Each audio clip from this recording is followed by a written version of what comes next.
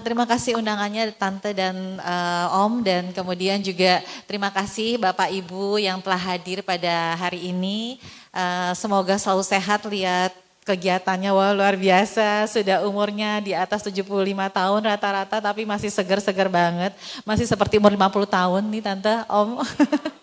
Beberapa teman-teman atau kita sendiri pun kalau sikat gigi biasanya 2 kali sehari. 2 kali sehari, ada malah yang ditambah obat kumur biar lebih seger lagi katanya. Tapi ada juga yang pakai obat kumur aja katanya. Kenapa? Lebih seger pakai obat kumur daripada sikat gigi. Ada nggak yang seperti itu ya? Enggak ya Bu ya? Obat kumurnya Ibu taunya dari mana? Dari apa namanya, dari iklan, dari temen, atau dari apa browsing? Dari iklan. Iklan. Oke, Ibu suka pakai obat kumur apa? Mereknya apa Bu? Listerin kah? Betadine kah?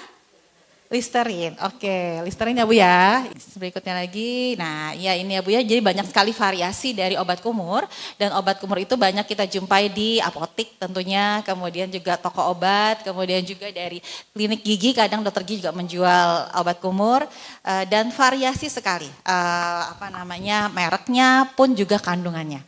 Nah ini juga ya kita dapat pengetahuannya dari mana, bisa dari iklan, dari TV, dari flyer, dan macam-macamnya. Silahkan lagi. Oke, mari kita mengenal tentang obat kumur ya Bu ya. Oke, apa sih obat kumur itu?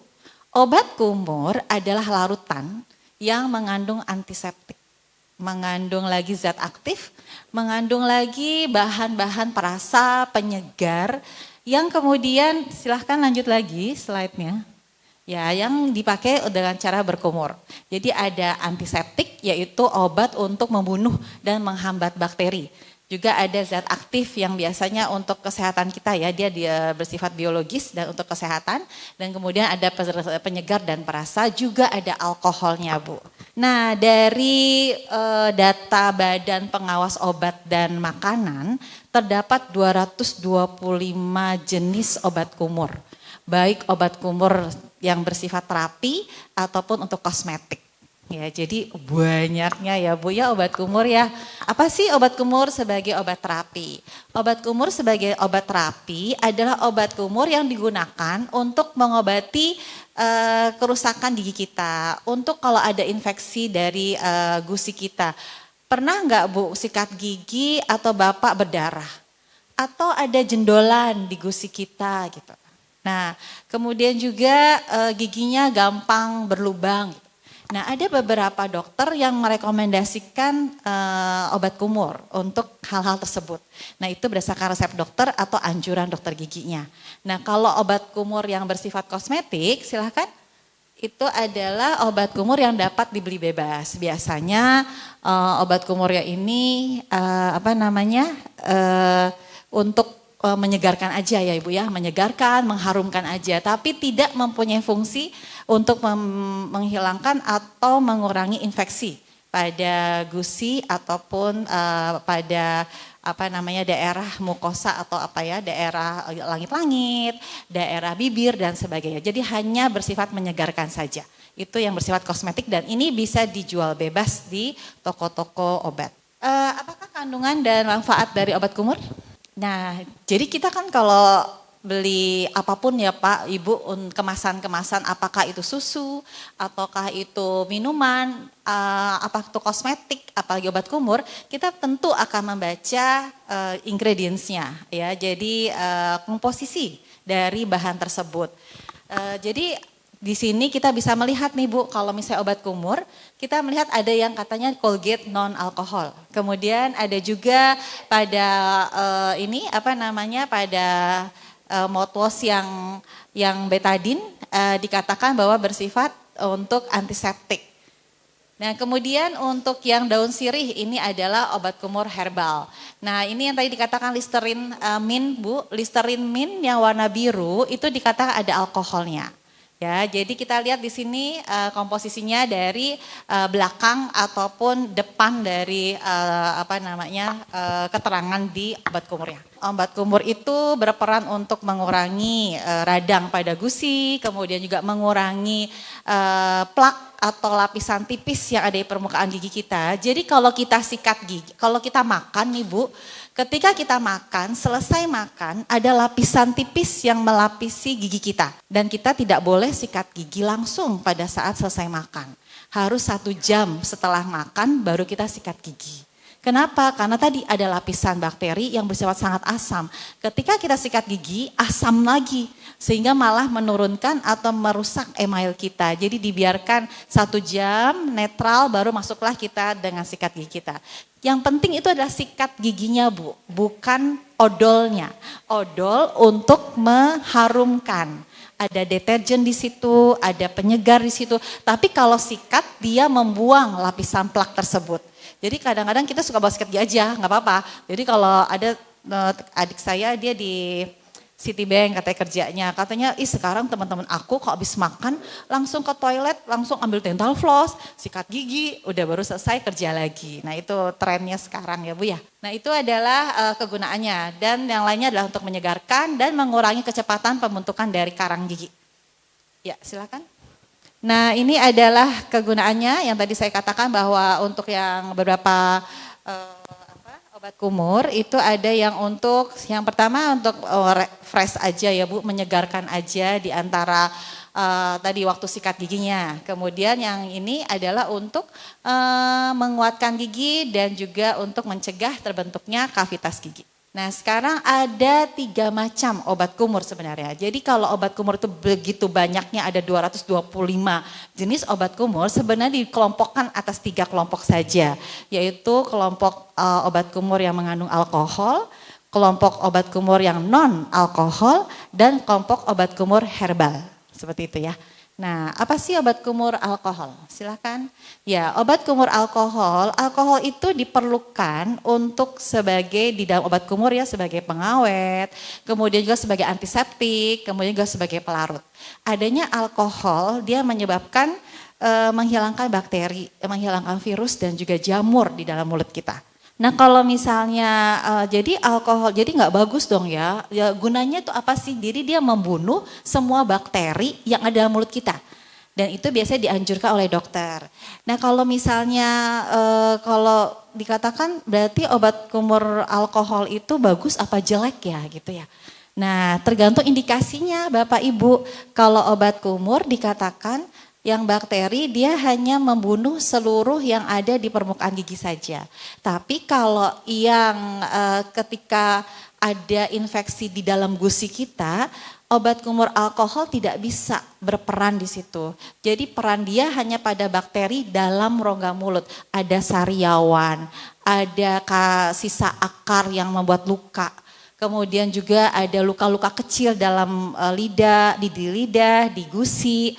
Di langit-langit itu obat kumur alkohol yang berperan. Tapi ketika ada benjolan dalam gusi, kemudian banyak makanan terselip di dalam dan nggak bisa keluar lagi, nah itu yang berperan adalah obat kumur yang lain. Seperti itu ya. Jadi kalau pakai Listerine Mint ada alkoholnya kok nggak hilang-hilang ya dok ya, sakitnya tetap sakit. Iya karena dia tidak indikasinya gitu ya. Oke lanjut lagi, nah ini adalah obat kumur yang mengandung alkohol, membunuh semua bakteri, tetapi juga punya efek samping yaitu menyebabkan bau mulut karena mulutnya kering. Jadi kalau mulutnya kering nggak boleh pakai obat kumur alkohol. Dan harus dikatakan ke dokternya ya, jadi dokternya mungkin kan nggak tahu atau lupa misalnya menanyakan itu, jadi katakan bahwa dok kok saya nggak enak ya mulutnya tuh kayaknya kering banget gitu. Nah berarti tidak indikasi untuk obat kumur yang mengandung alkohol. Apa sih contohnya tadi Bu? Obat kumur alkohol Listerine yang mint itu mengandung alkohol. Kemudian juga tadi Colgate, Listerine saya lihat tadi beberapa macam dia mengandung alkohol. Ada yang kuning, ada yang hijau, ada yang biru, itu biasanya mengandung alkohol. Ya. Apakah obat kumur non alkohol lebih baik? Nah, mari silahkan lagi dibuka slide-nya.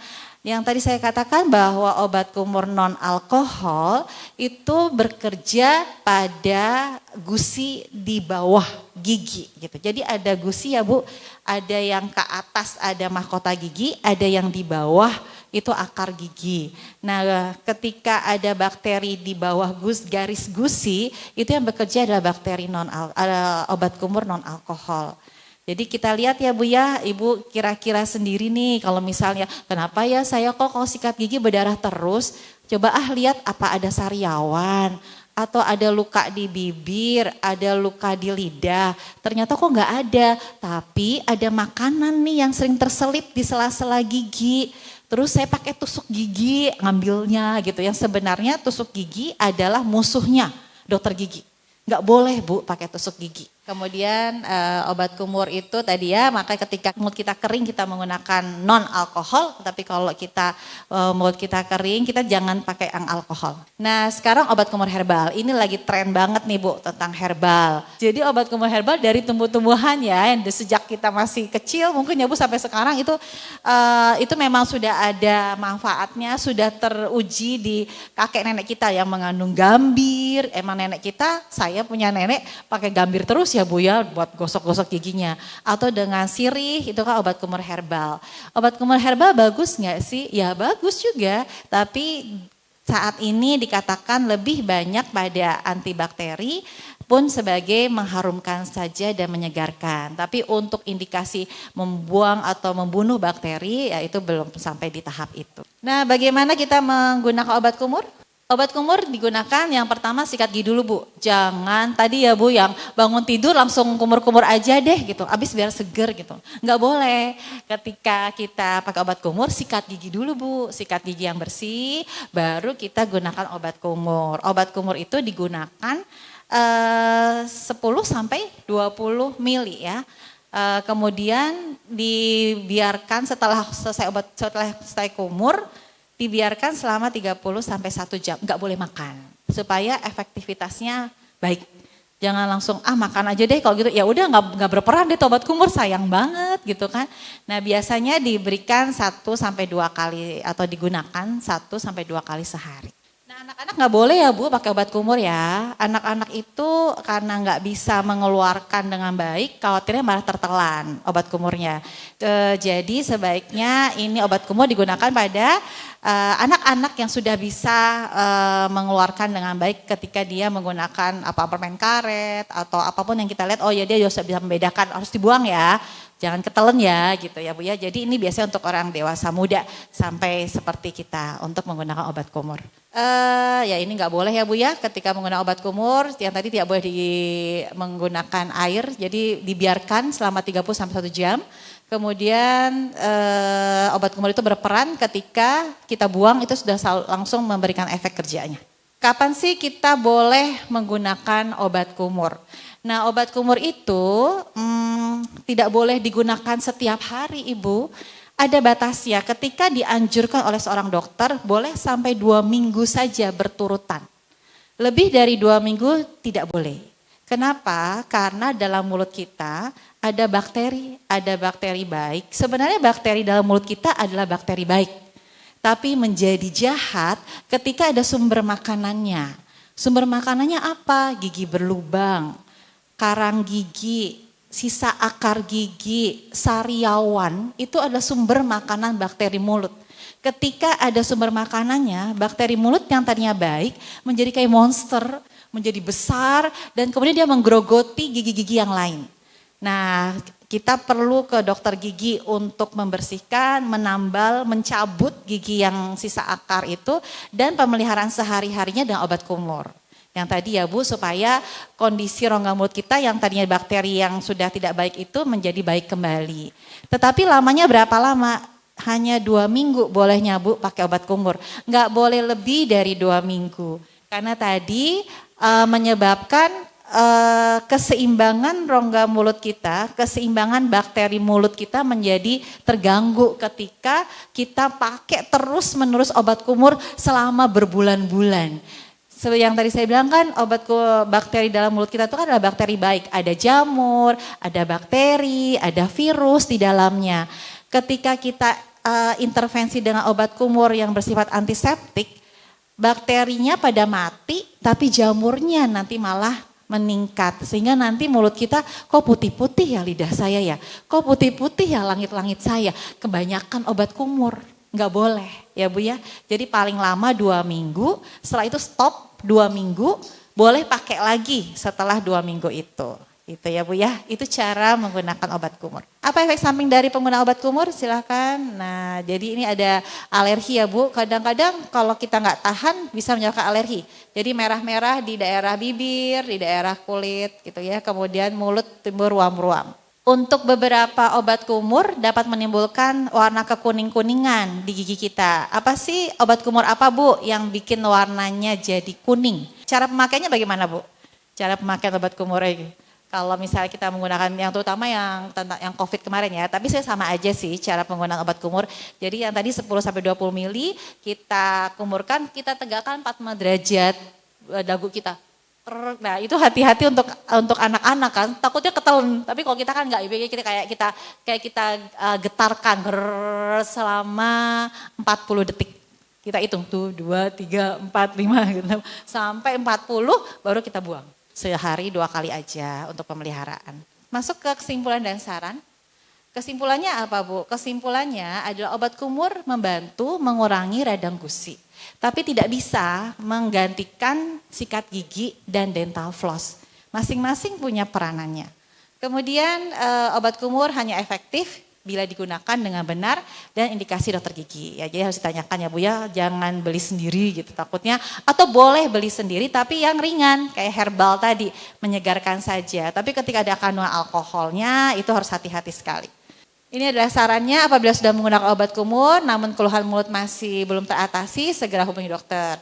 Dokter gigi akan menilai masalah mulut dan mengatasi penyebabnya. Penting juga untuk dipahami bahwa produk obat kumur itu semuanya berbeda kandungannya. Ya demikian untuk presentasi obat kumurnya. Terima kasih untuk perhatiannya.